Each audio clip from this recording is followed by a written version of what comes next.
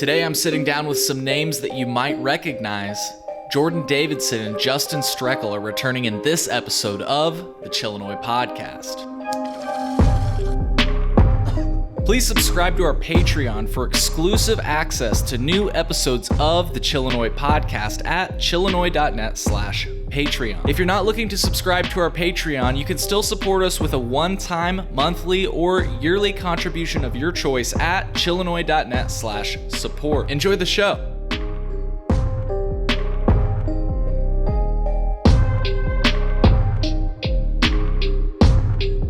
Hello, Justin and Jordan.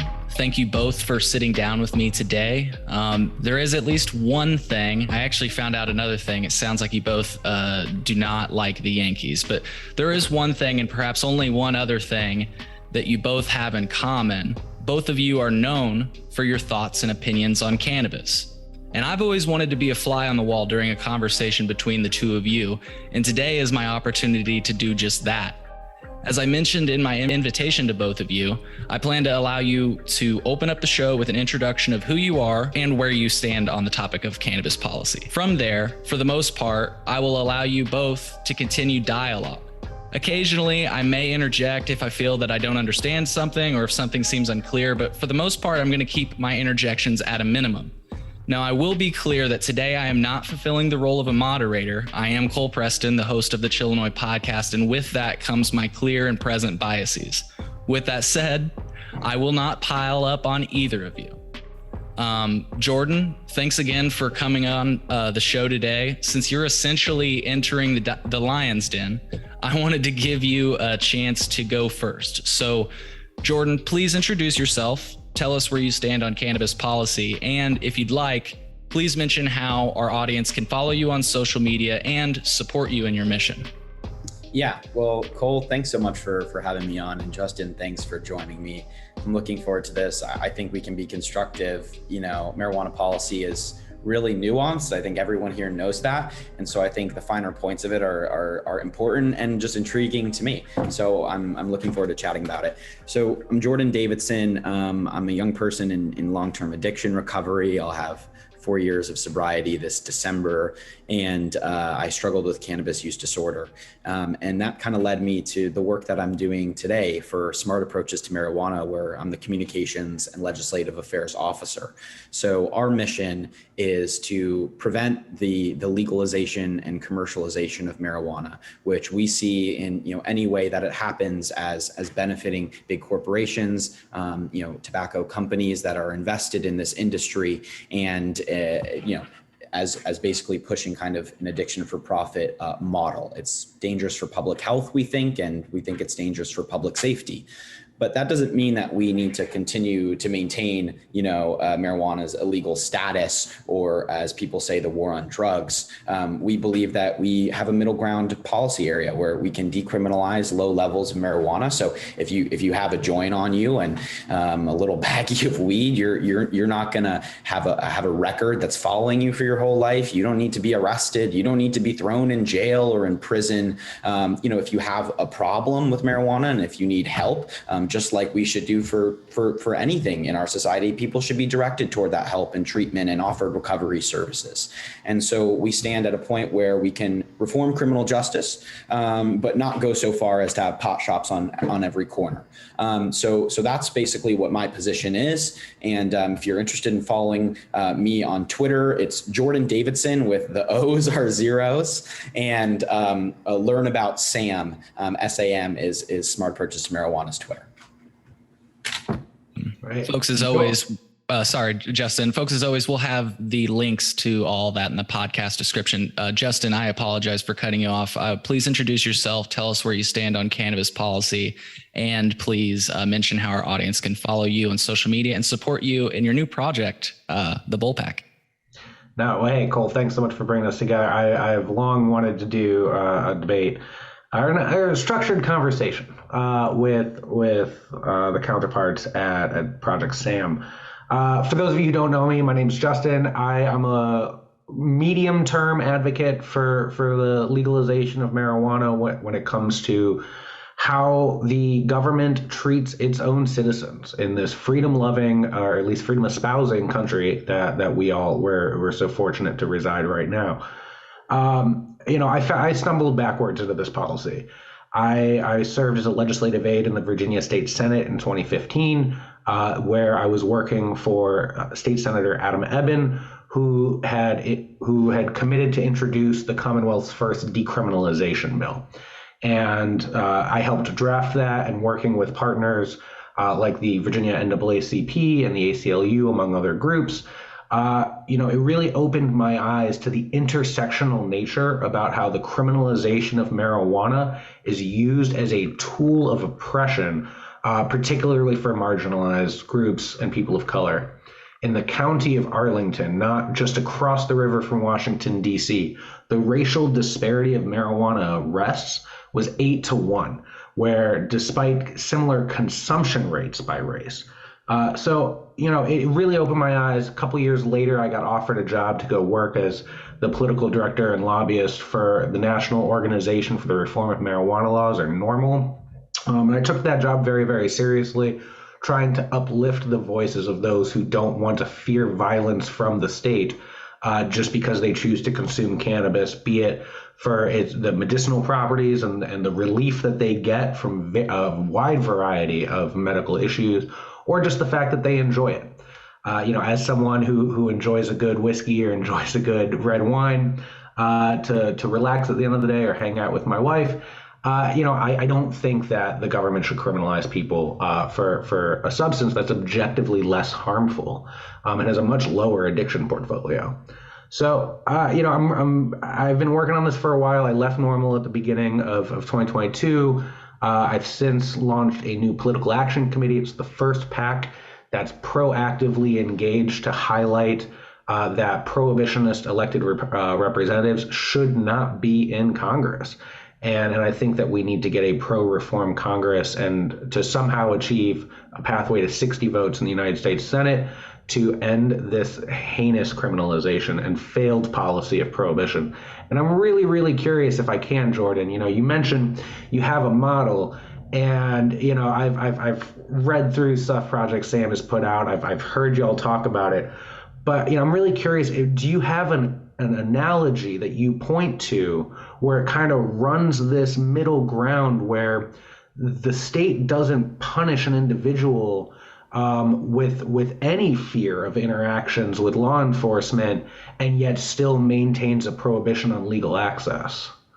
So your question is essentially like, what does that model actually look like in practice? Yeah. Do you have an analog? Yeah, I mean, I think that I don't know if we have an analog that I could think of right now off the top of my head, but in all policy, there are trade-offs depending on your values and your opinions, right? And so our trade-off is that there are people who want legal dispensaries. We say, okay, let's do, and then there are people who want criminal justice reform, and we say, well, legal dispensaries. We're seeing that in places where marijuana is legal, we're increasing use rates, increasing rates of things like, mental health detriments as a result of marijuana use, anxiety, depression, even in some cases, psychosis. And we don't want to encourage or increase the amount of marijuana use in our country. But we also don't need to be throwing people in prison either. So we don't need to have, interactions with law enforcement, people going to prison, people going to jail, people having an arrest record that follows them for the rest of their life just because they have a little bit of weed on them. And that system, depending on your values, has trade-offs, but our value is public health. We put public health first. And so trying to design a policy that prioritizes that is difficult, but we believe that it's possible. Now, governing is certainly tough. And, one of the things that I think about, in theory, I would love to agree with you more, right? Like, in theory, it sounds great. Hey, let's demandate law enforcement having the authority to go after people, but maintain a prohibition on the sale of this substance. But, we now have had 85 years of prohibition, 52 years of an escalation of an intentional federal severe criminalization. And I don't know how, I've worked inside and outside of government, and I don't see how you can circle that square. And when we have such pressing issues facing our society, and when we look at the available data, yes, there is a risk for addiction. Yes, there is a risk for deleterious outcomes associated with consumption. But by almost every objective, measurable standard, this substance is less harmful than so many things that we do in our day-to-day lives, right? Driving cars, using coal as energy, McDonald's existing and clogging American arteries on a day-to-day basis. How can you credibly articulate this position where you're going to say, okay, it's the role of law enforcement to go after distributors of marijuana, but not those in possession, without seeing that mission creep and the perpetuation of the systemic harm of law enforcement interacting with people over the substance in general? So actually, I will get to that question, but I also just thought of a great analogy that people who actually want to legalize marijuana often point to, and that's Portugal. Portugal is a great analogy for this conversation, right? People often say, well, aren't drugs legal in Portugal? Drugs are not legal in Portugal. Portugal decriminalized drugs. They have treatment systems set up, and actually a lot of the parts that I have found, I don't know what your position is, Justin, but a lot of things that people don't like about it is that they're able to actually send you to treatment, whether you want to go to treatment or not, if they determine that you need treatment, and they don't allow legal sale. And they actually saw like overdose rates, even because they did this with all drugs, but drop something like 50%, and they've seen a lot of success. So in marijuana, like there aren't marijuana dispensaries in Portugal, right? There are not pot shops in every corner in Portugal, but you also don't have you also don't have people going to prison just for having marijuana on them. And that's a system that definitely has had some flaws to it and has some downsides and hasn't worked in many ways. But it's not like it's like McDonald's or it's like Starbucks over there. So that's one thing that I'd say. There are countries that are experimenting, and maybe we do it differently in the United States, but there's something that's at least a little bit analogous. To the second part, I think that if you like, law enforcement doesn't need to if you decriminalize low level possession, right? Like the racial element and the profiling that 100% exists, that either goes away or gets significantly decreased. And what I will say though, is that legalization isn't necessarily the fix to this, right? So with legalization or decriminalization even, you might see reduced arrests or interactions for like simple possession, let's say. But what drug causes the most arrests in the entire United States? Alcohol. Over 1 million arrests per year, right? Public drunkenness, DUIs. People get arrested and interact with law enforcement all the time for alcohol. And on that same theme about what you mentioned, alcohol is more dangerous than marijuana. Like, it's like saying our headlights are out, so why not put our taillights out too? Like, we have something that's been culturally ingrained in our society. First of all, tens of millions more people use alcohol, hundreds more millions of people use alcohol than marijuana, right? It has been an incredibly, centerpiece of our culture for a long, long time. So has tobacco. And so I don't think you can really just compare those substances. But we've also seen, right, how things like, whether it's McDonald's or whether it's alcohol, how full commercialization goes wrong. So, you can make some arguments, and actually I think you can make some arguments that are some parts of marijuana, particularly with like mental health stuff and mental illness specifically, that might be even worse than alcohol. But let's even cede to your argument. Let's say that there are some parts of other drugs that are more dangerous, right? That doesn't mean that we need to follow that model for two drugs that has resulted in catastrophic and disastrous impacts on society. That doesn't mean we need to prohibit marijuana like we prohibited alcohol, during Prohibition. We've learned from Prohibition. We've also learned from full-scale commercialization. So I say, let's just find that middle ground. So So the thing that I think both of you got to in both your introductions and just diving right into that conversation is the question, which is one of the questions I was going to ask: should police be involved in these interactions at all? And Jordan, what you said today, and you've said many times, is that Sam opposes legalization, but you also support decriminalization of low-level possession, because we don't want a kid that's caught with a joint to have an arrest record or a criminal record. We would rather see somebody who is struggling diverted to treatment. Now that's key. So not only low level, but diverted to treatment. You know, I mean, you just brought it up with Portugal. People are forced against their will. Would you foresee that law enforcement would be involved in those interactions still? Yeah, so I think I'll just clarify like the law enforcement position. So I think like law enforcement 100% like has a role to play. Does it need to be the most dominant role in our drug policy? Doesn't need to be the most dominant, but there is a role to play, and I'll just kind of run through that. So the question is, you know, law enforcement are a big part of our society. You know, how should they be involved in our marijuana policy? They probably shouldn't be involved if you just have a joint on you, you know, arresting you and charging you and sending you to jail or sending you to prison. That's probably not what the role should be.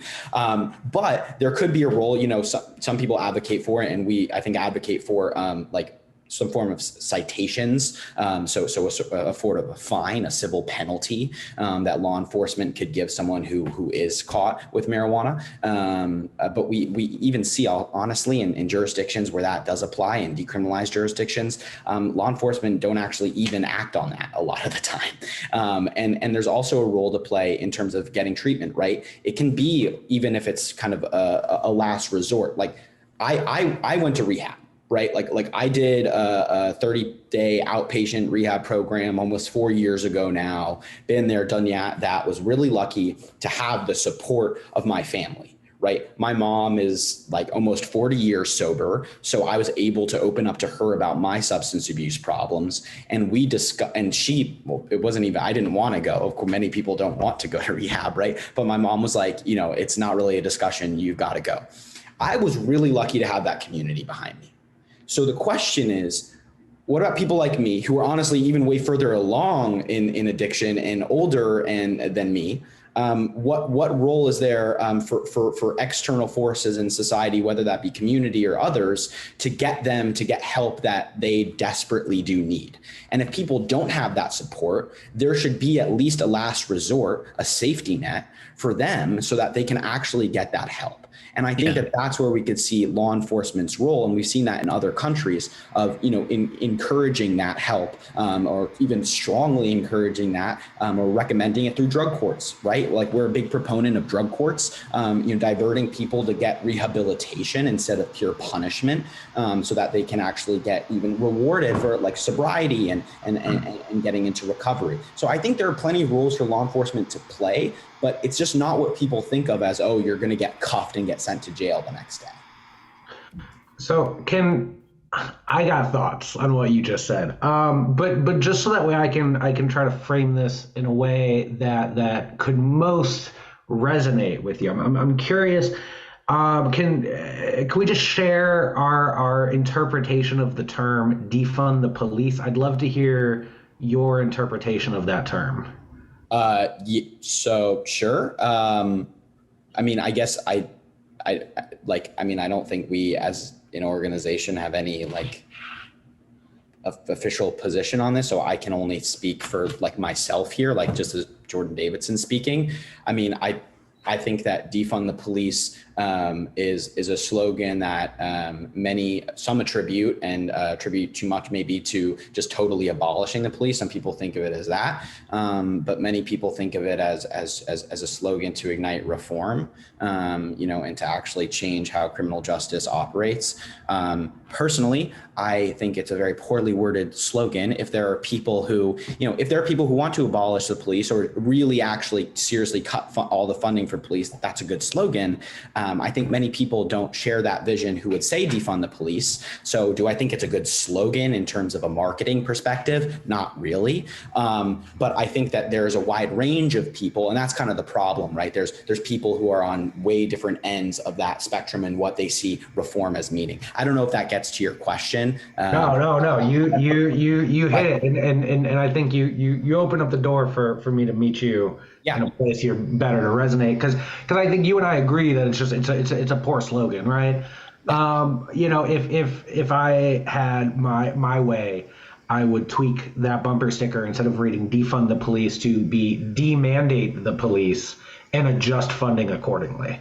I think too often we as a society treat law enforcement as this catch-all to address all of societal's ills.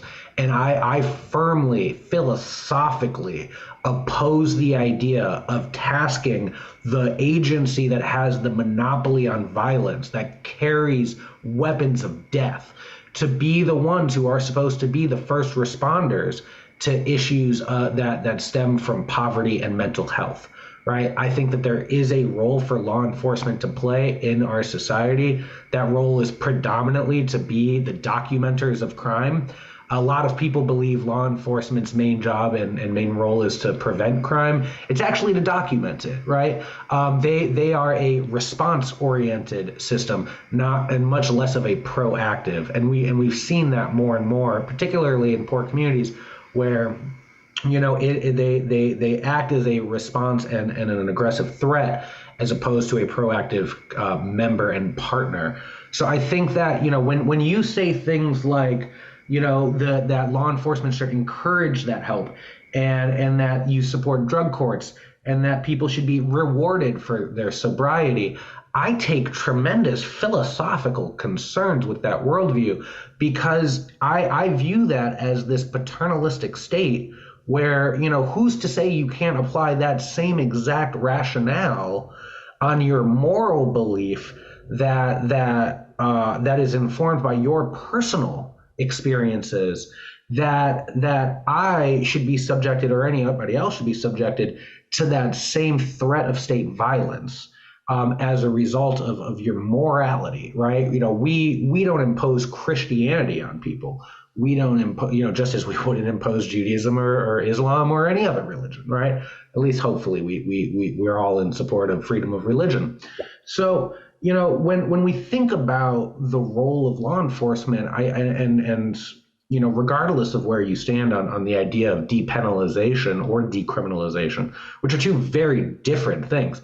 You keep saying you support decriminalization, but then you cited Portugal, which actually depenalized.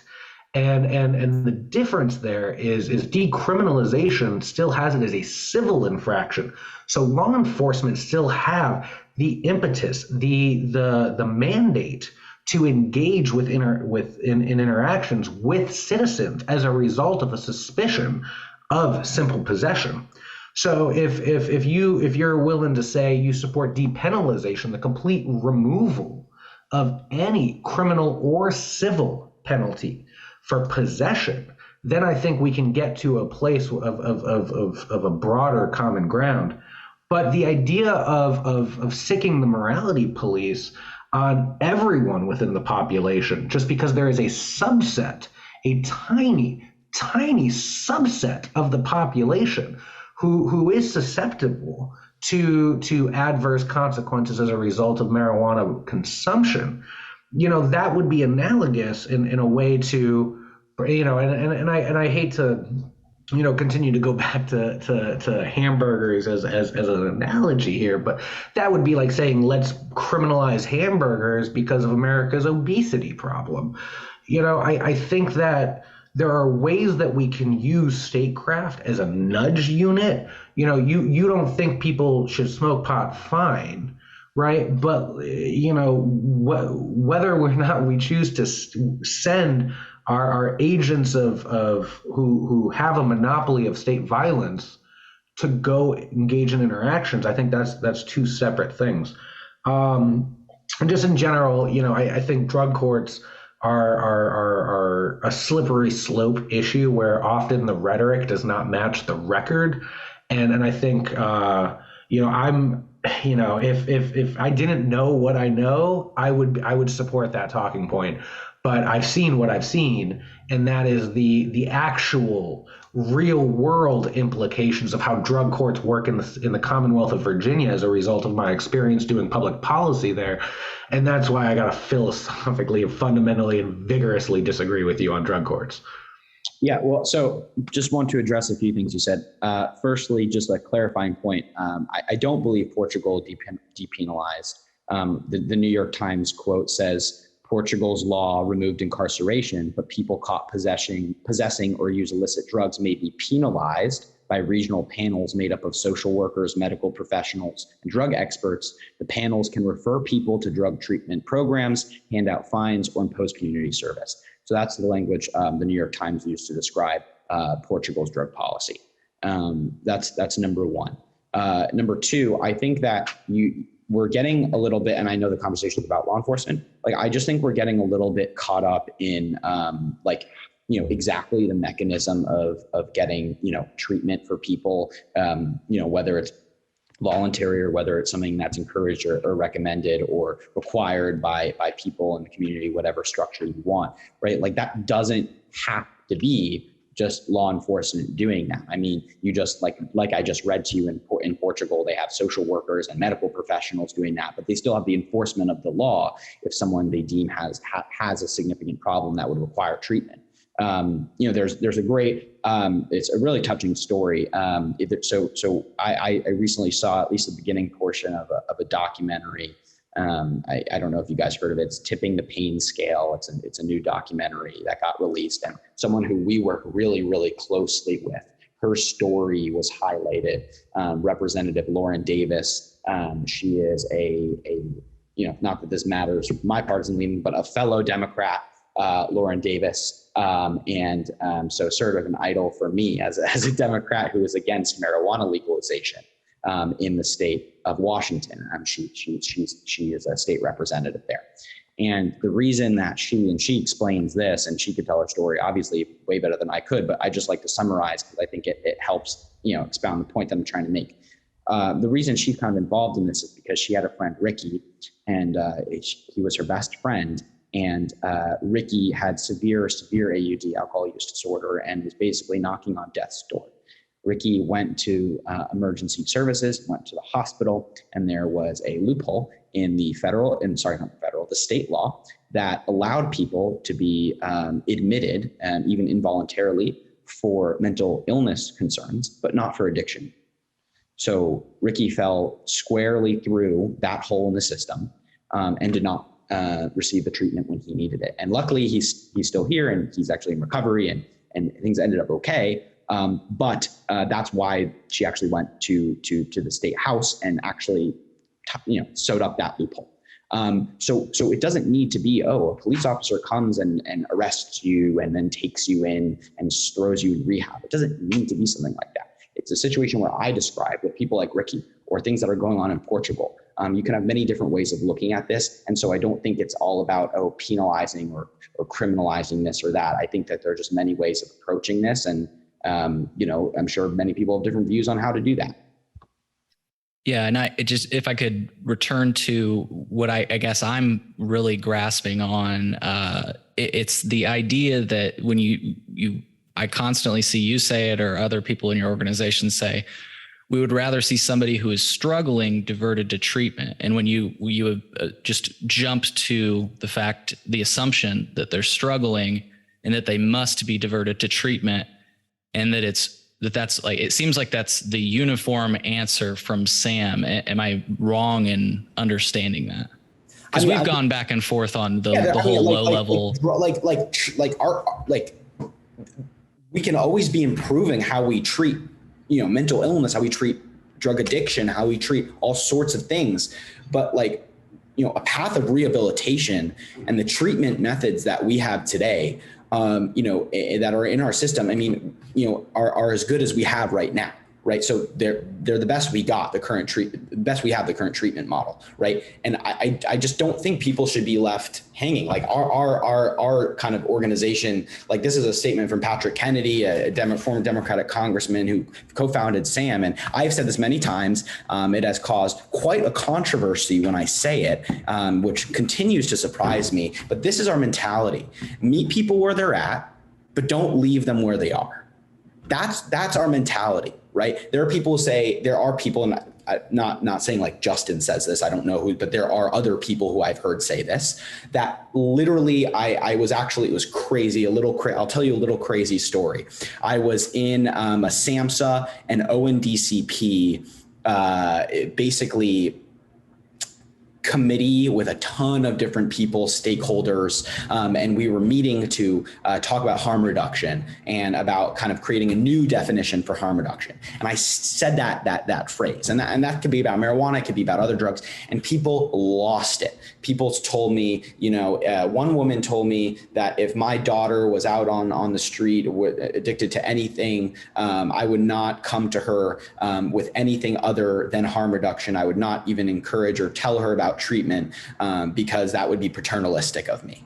And like people just want to meet people where they're at, but don't take them kind of to a place of safety and treatment. And so we think that is not an acceptable model to just leave people there. I mean, we have a drug crisis, we have an overdose crisis. That's honestly something that's and I don't know, Justin, maybe you have thoughts on this. I'm actually sure you have thoughts on this, that I believe is interconnected. There's this whole like politicized thing about gateway this, gateway that, whatever with marijuana. I think we can just like put that to the side for right now and just say the facts are that 95, 99+% of people who are using substances like heroin start out with things like marijuana and alcohol. That does not mean that everyone who uses marijuana and alcohol are going to go on to those harder substances. It's not like you smoke a joint and are like, oh wow, I want crack cocaine next. That's not what I'm saying. But the point is, if we lower use of marijuana, we ostensibly will lower the rate of use of other drugs as well, including marijuana. And so we have a drug crisis that is interconnected, an overdose crisis that is interconnected, and that frankly starts with younger people using what people might describe as softer substances, whether that's cigarettes or tobacco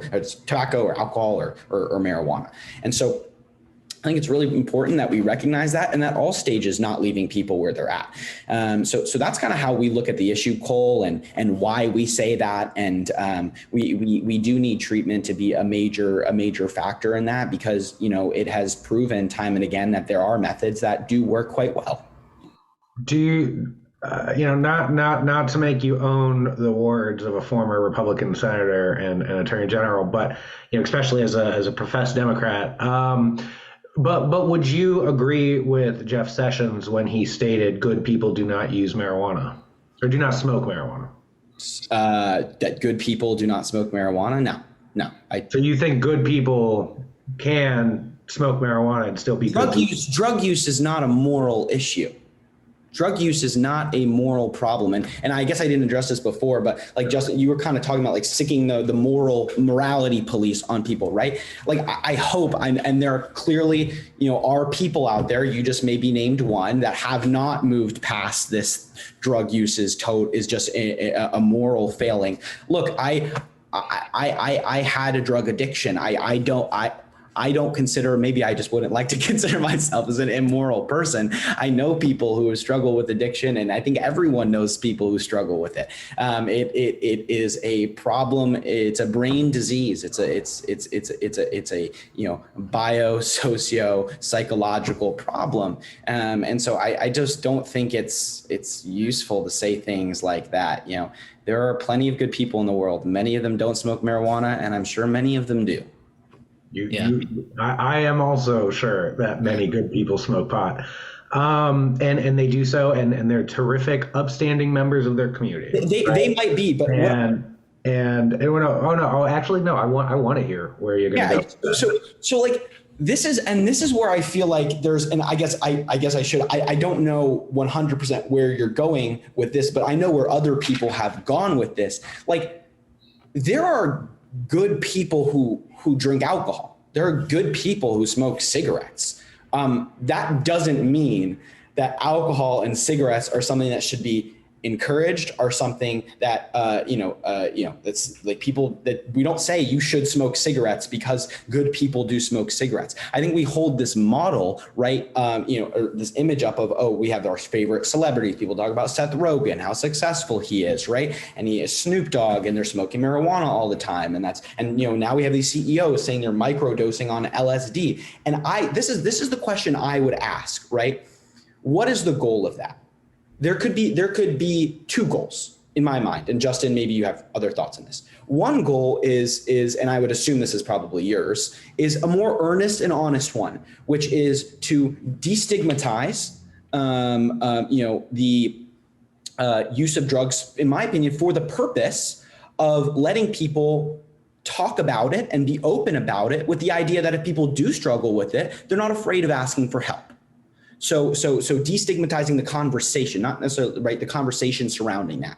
But then there is what I think most people actually use that for, which is, oh, well, Seth Rogen's really cool and he smokes weed, so that must mean like weed is really good for you, and that people should be smoking weed, and that if you want to be successful in these ways, maybe you should even smoke weed. I don't think that that's a productive conversation for public health, and I think that's disingenuous. I don't necessarily think the other thing is, but I just want to know what your thoughts are.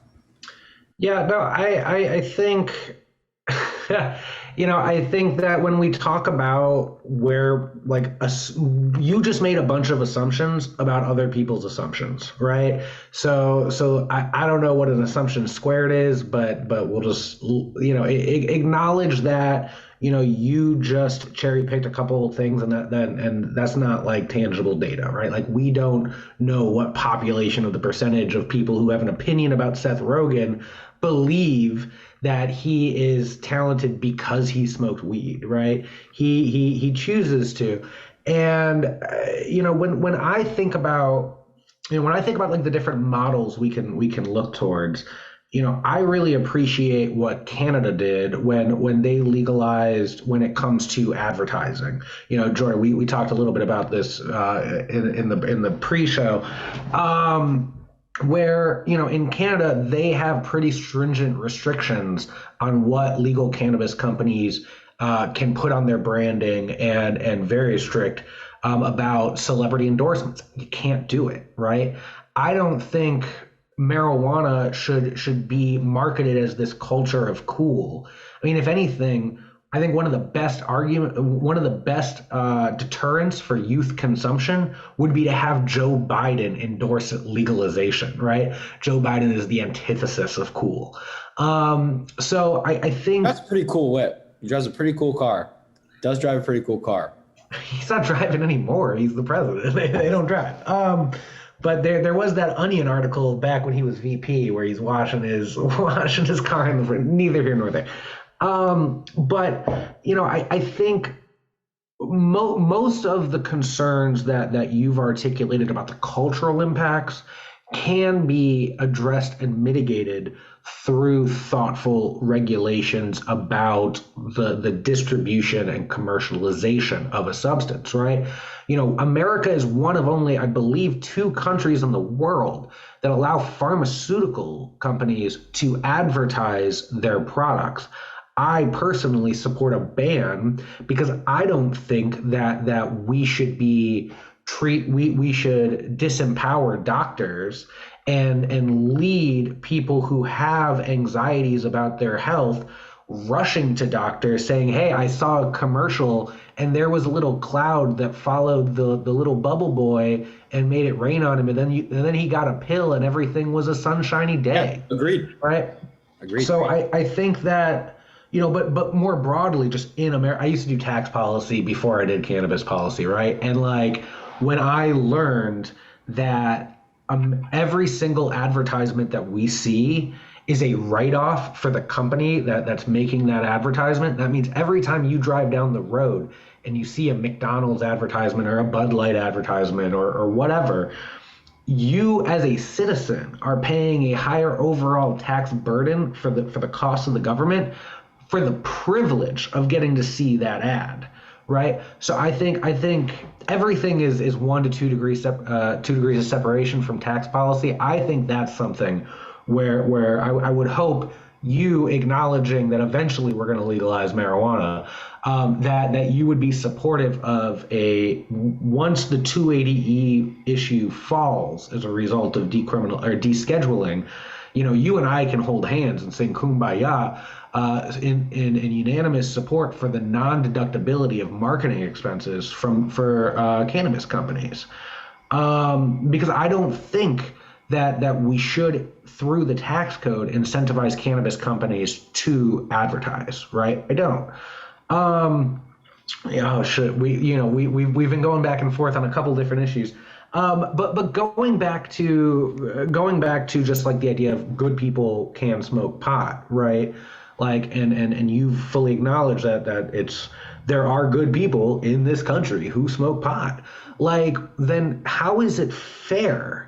How is it fair to those good people for you to advocate day in and day out that they should have to live in fear of the police and live in fear of this idea of going to a drug court building and all of the heinous collateral consequences that come as a result of the sentences that drug courts give out, disproportionately harming poor people? Yeah. So firstly, to address the advertising thing, look, so I think where we probably differ ideologically just on this issue is, like, I view legalization as opening Pandora's box. I say that great. Like if you said marijuana just became legal, Jordan, let's talk about advertising. Yeah, I think you and I would probably find a lot of common ground. I agree with everything you said on the advertising front, but I don't trust, you and I have both been, I know you and I have both been in congressional offices. We've both met other lobbyists. We've both seen the inside of this system and how much money controls things and how things can just, flip from one day to the next in terms of regulation. Even though things are slow and moving, things do change. I don't trust that the industry that has billions of dollars behind it will not actually effectively reverse anything, even if you had some good policy elements out front. You're opening that kind of box forever. So that's just like where we probably differ ideologically on. Maybe you are more optimistic on the ability for regulations to stand and actually have a positive impact, whereas I am not. In terms of the living in fear, I think that there's just first of all, we can talk more in depth about what it might look like to have things like drug courts, or what it might look like to have people getting sent to treatment. But that's not just someone who's smoking marijuana, just like you wouldn't have there are states that have laws that allow you to be sent to jail. I just mentioned Washington, right? Washington isn't incarcerating and throwing people in jail or in treatment for, going to to drinking a beer at home, or something like that. I mean, that's just kind of absurd to think about. And there's all this idea also, something I hear from a lot of congressmen, is that, my constituents are really afraid that they're going to have the feds coming after them, and that, they're going to have all these problems. I mean, literally, it's informal federal policy that they won't even enforce a lot of the laws. I mean, it's ridiculous. I mean, they don't enforce the laws, which maybe leads me to also wanting to bring up, Justin, if your thoughts on the pardons and the call for the rescheduling. If you'll indulge me, I have my own thoughts on this that I just like to talk about, because I'm sure this is what everyone is talking about. Let's stay on this point for a second about regs, and then we'll move on to the pardons, because you referred to it as Pandora's box with legalization, and I think that you equivocated on our experience in lobbying, and I think I got a little bit more on you definitely have more experience, but I'm just saying we've both been in those places. Yeah, and in my previous life, I did a lot more work on campaign finance reform, and I worked on campaigns for about 10 years, and My favorite campaign finance system was New York City, where they have hard spending caps on how much a campaign can bring in, right? So like once they hit that, and they have a generous public matching system. So it really changes the incentive structure for policymakers when it comes to the money. So when you cite the in my view, and I think we agree on, I hear that we agree on the egregious influence that organized money has on our lawmaking system. I just don't think that means that we should hold marijuana reform and addressing the harm that the status quo of criminalization inflicts on people on a daily basis. I mean, we've been on this call now for about 40 minutes. And in that time, approximately 27 Americans have been put into steel handcuffs around this country, at one at every 90 seconds. So, I don't think that we should hold marijuana policy reform hostage to the broader systemic democratic issues and candidly, dire situation that our republic is in. Because if only to use a term that you brought up earlier, it's a form of harm reduction, right? It's there is no utopia here, right? Earlier when you were saying, it's hard to put what our policy is, in practice, but here we have this policy paper. Like communism looks great on paper, but it hasn't worked in a sustained way, anywhere where it's been attempted. Now, admittedly, you could attack my last analogy because of U.S. intervention in the CIA, but that's a whole different dialogue, and that's not what we're here to talk about. If I may, I got this one last thought, then turn it back to you, then we'll go to pardons. But to your point about how you closed just now saying the feds don't enforce the law. You're damn fucking right. Excuse my language, Cole. You're damn right that the feds aren't enforcing the law. This is state and local police. They are the ones who are breaking down people's doors and frisking people and using the odor or of cannabis as a justification to invade someone's privacy over a completely victimless crime. So I hate to think that because, as you put it, the moneyed influence is stranglehold on Washington, D.C.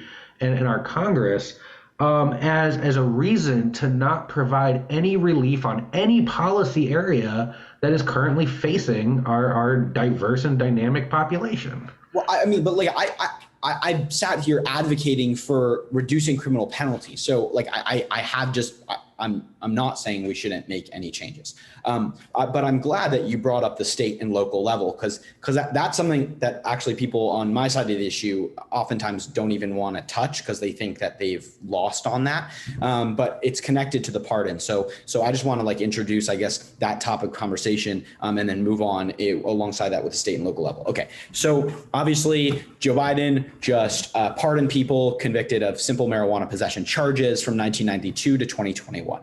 So that is a move that we support. Think it was a positive step for criminal justice reform. A few things. For a decade, we have been saying that there are not people spending their lives in prison just for having possessing marijuana, and this showed that. So only 6,500 people across all 50 states were affected by the pardon in over 3 decades. And the administration, a senior administration official, told the press that there is not a single person in federal prison today just for simple marijuana possession. So no one got out of prison because of this pardon. So what do you often hear? A lot of people, even like pro legalization people, are admitting that they're actually what I've heard a lot is people actually flipping the argument. Right, the other side of this issue says you're exactly right. A lot of people weren't affected, and do you know why? Because this is a state and local issue. That's what I hear. But I'd just like to run through some of the numbers on that.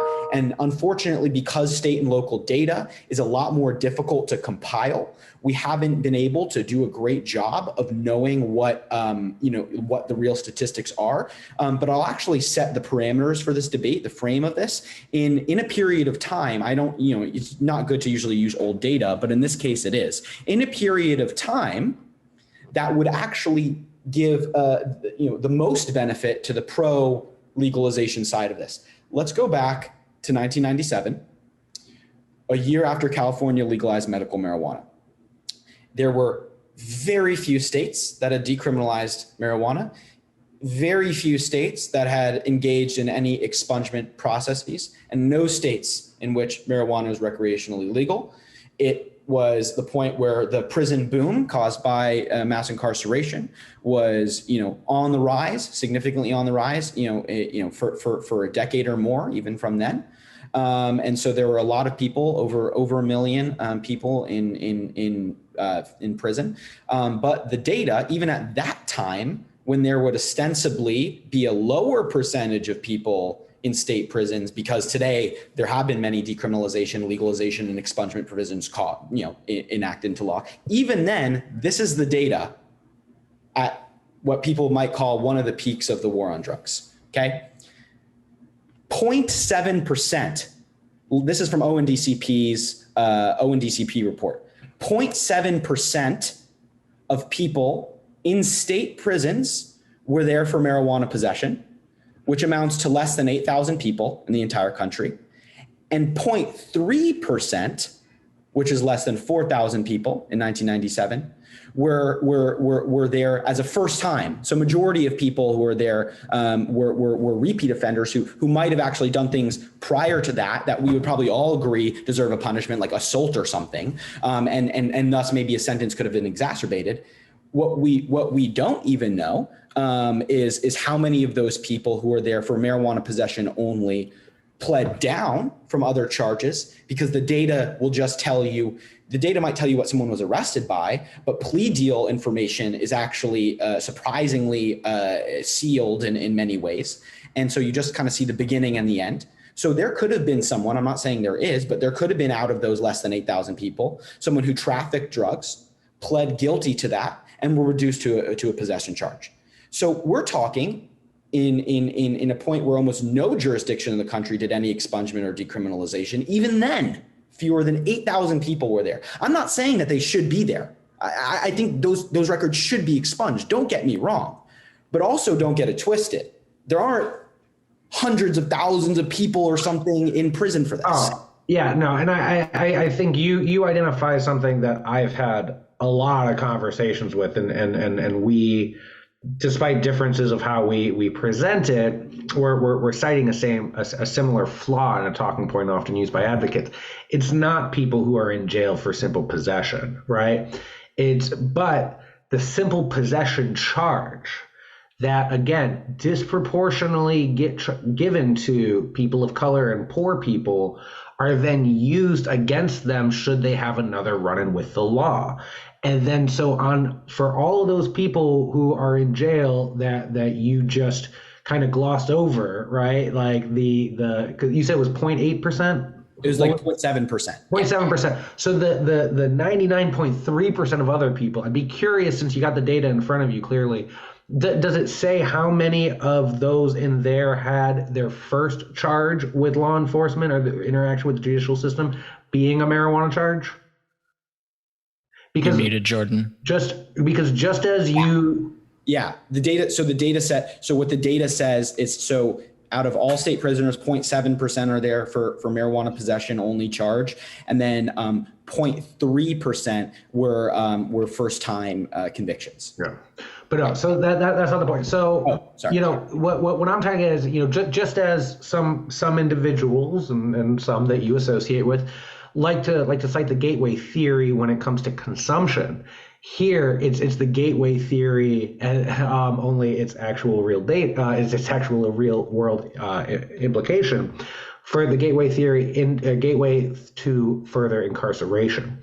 So an individual could have a marijuana charge on their record, later in life have another run-in with the law, and now they're a repeat offender. right? So now they're going to get less leniency from a court or from a judge when it comes to sentencing, and not to mention three strike laws, right? Where your first two strikes might have been a joint, and then your second strike, maybe you stole $50 or whatever it is. Now you're under the three strike system. You're done. You're getting incarcerated for the first two things were victimless crimes, right? So I think that's what how marijuana's criminalization and the utilization of possession charges is secretly stacking the dominoes of our total incarceral state, right? Yep. So that's one thing. I know that a lot of my colleagues in the reform movement like to paint this picture like there's a lot of people in jail for simple possession. Jordan, you're right. There's not. But I think that by punching down there, you're missing the broader issue, right? One of my best friends in the world and the animating feature for what really fuels my righteous indignation on this issue is we were arrested together once we were kids. And 18 years old, and earlier in that evening, we were camping, we had a joint, we threw it in the fire after we were done with it, but we also had some alcohol. So we got hit with underage possession of alcohol, and we sat there for an hour handcuffed on the picnic table watching law enforcement, the cops there, searching on their hands and knees in the darkness with their flashlights trying to find cannabis so that way they could give us that extra charge. So even though they just hit us with the underage possession of alcohol charges, the consequences I got from the judge was 40 hours of community service and court costs. The consequences he got from the judge was court costs, $500 fine, a year of probation, and a year of drug testing that he had to pay for. And because of that difference, and he also that was then later used as an adverse determination against him for his through his FAFSA, right? Because that was before FAFSA changed to for his eligibility for college aid. So, and I'm guessing that you've already determined the difference between him and I, right? Yeah, I've heard your story. I've heard the story before, but I would have guessed anyway. Yes. So, it's the color of your skin, right? Like, so if we're going to address systemic harms, we need to address the whole system. And so often it's these initial charges that get used against people later in life. And that's not to mention, and I don't expect you or I or anyone listening to this podcast to take it upon themselves and to solely address the cycles of poverty in this country and the generational harm of this crony capitalist system that was literally built on the backs of slavery, right? Like, I don't expect you as an individual to comprehensively address this. I'm just saying that your efforts to maintain law enforcement's role when it comes to citizens and their personal choice to consume cannabis, I'm just saying that is yet another brick in the wall of our broader problem. And so, Jordan, I want to give you 30 seconds, and then we're going to do a machine gun rapid fire because we're short on time. Yeah. So, I guess I reject that. I think that we can have a system that does work and that does involve the criminal justice system, but it might not be the overwhelming force in how we deal with drug addiction. Also, something I just wanted to quickly address, and then Cole, I'll pass it back to you, is, I'm sure this will make me very popular on your podcast, but you keep calling this like a victimless crime. I know why you call it a victimless crime, but I also would like to just underscore that there are actually victims of whether it's marijuana use or other drug use. And it's not, first and foremost, the individual who uses, people have died by suicide, even from increased rates of suicidality, but, using really high potency THC and dabs. But it also affects families. I mean, even in an emotional way, which I still think you can be a victim in that way. Like, I saw the impact of my even more limited time use of marijuana before the age of 18 on my family. Like, I lost the trust of my entire family, and they had to we had to change plans to move cities. We had to alter like our entire life, financially difficult. There were all sorts of problems and just emotional turmoil. I wouldn't call that victimless, and there are even more extreme situations. I mean, I'm a privileged person, and it still impacted other people around me. So I just wanted to slide that in there too. I would look up the definition of victim and when it comes to our legal system. I appropriately use the term. Okay. So we'll move on really quick, less than 30 seconds. Jordan, I just wanted to start with you. You just brought up potency, which is a topic I wanted to get to today, but we are very short on time. So I'm going to put you in the TV time slot in less than a minute. In order to enforce potency limits or to even require potency to be tracked, you would need a regulated market, yes? Yes. I mean, like if you want to having a store, you're selling marijuana, right? Yeah.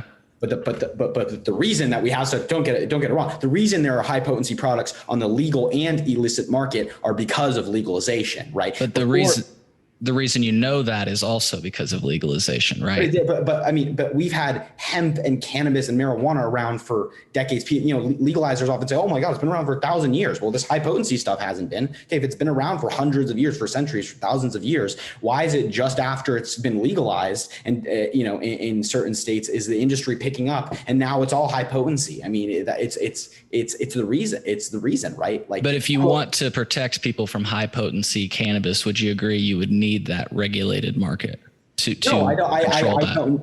I disagree with that, because I think that it will only worsen the situation, and the legal market will only worsen the high potency situation, and we'll have even more dangerous products. So I do reject that. Justin, anything, and then we're going to have to wrap. I know we're close on time. I'd prefer to know what it is I'm consuming, and the only way to do that is to have it through a regulated market. And I do prefer low potency pot.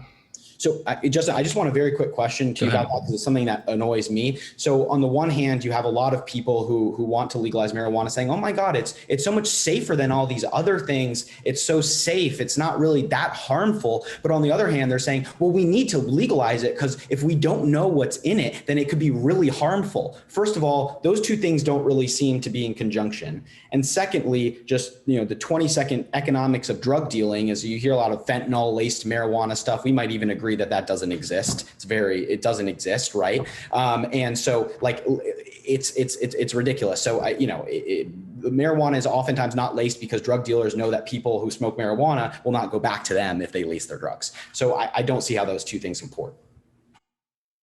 All right. Well, I think we're going to have to, Justin, if you want a final word here, but I think it's just about time that we start to wrap up. Did you want a final word on that, or did you want to close?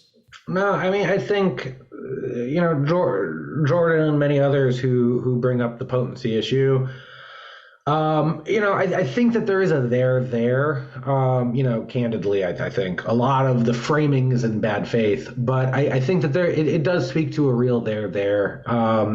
Just as when I go to a bar and I sit down and I grab a beer, I know that there's a big difference if I order a Miller Lite versus if I order a pint glass full of Wild Turkey 151, right? So I think in order to have better consumption habits, you need more informed consumers.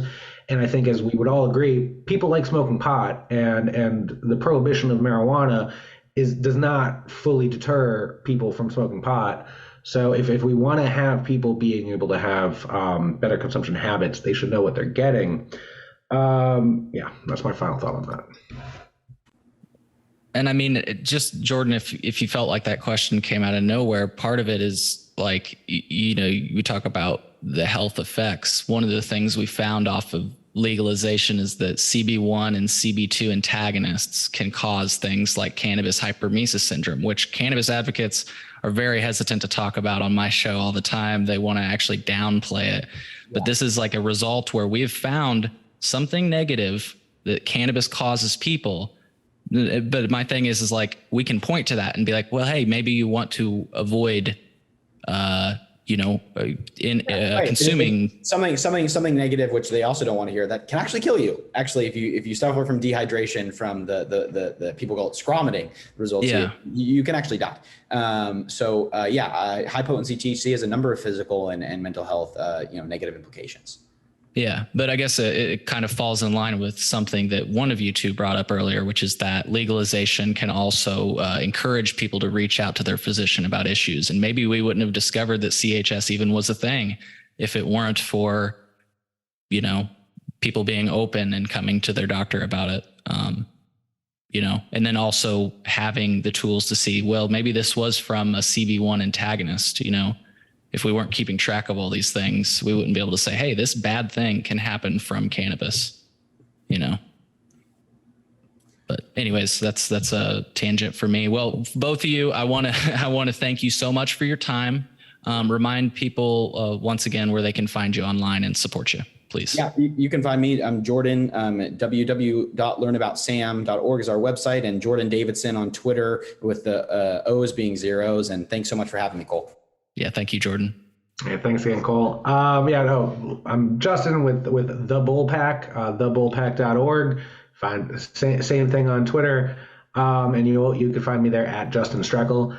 I really appreciate Jordan having this engagement. Despite the fact that we philosophically disagree, I think that there are areas where you have candidly acknowledged some of the harms of criminalization. I think you got a lot further to go, and I'm hoping that you'll change your mind on a couple things.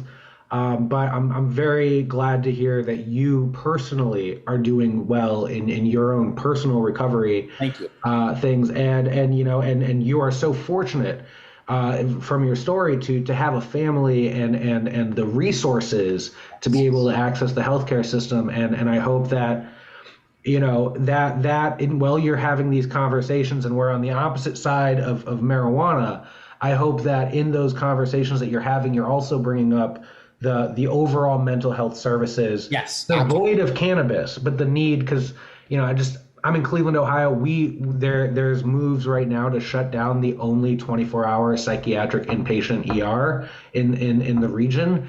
And it horrifies me how this country deals with mental health issues. I have it in my family. So I'm really glad to hear that you're doing well. And I hope that you're having those bigger conversations and losing on this cannabis conversation in your lobby meetings. We can disagree on that, but yeah, absolutely. Bigger conversation is necessary. So, and thank you too for talking to me. Yeah. Hey, y'all be well. Yep. Maybe we'll do this again. Take care. Bye.